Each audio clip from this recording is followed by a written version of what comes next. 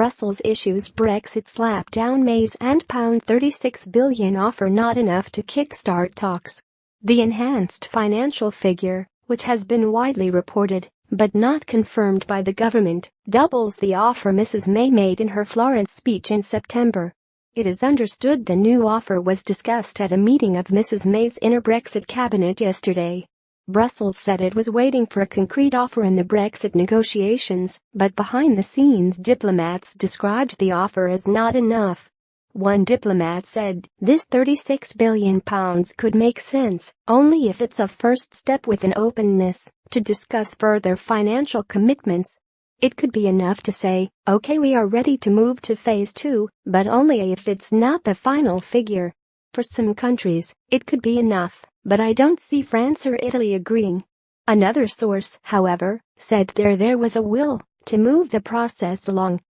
He told Politico, "Everyone is so desperate to move to the second stage that, if this is not their final say, yes, it could be enough." But he warned the collapse of German coalition talks meant the process is going to be increasingly driven by Paris, which is seen as having a more hardline than Berlin on Brexit. Britain wants to avoid what happened after Florence, when the 27 remaining member states thanked Mrs. May for her offer then demanded more. This time, the UK is looking for assurances it will get some movement from Michel Barnier's Brussels negotiating team.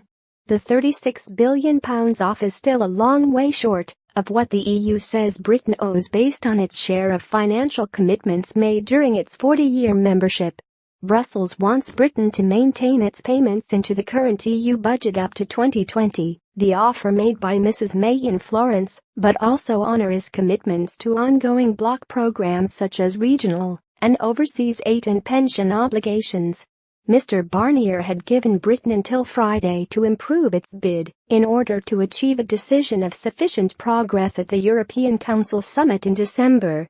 But diplomats said there was flexibility, and the decision could go right down to the wire at the summit itself. One source said, "There's no real deadline." Mrs. May theoretically could also stand up during the European Council and announce something big that allows everybody to move forward. "We would have to work harder to quickly write the new mandate for Barnier, but politically all is possible if it means moving ahead."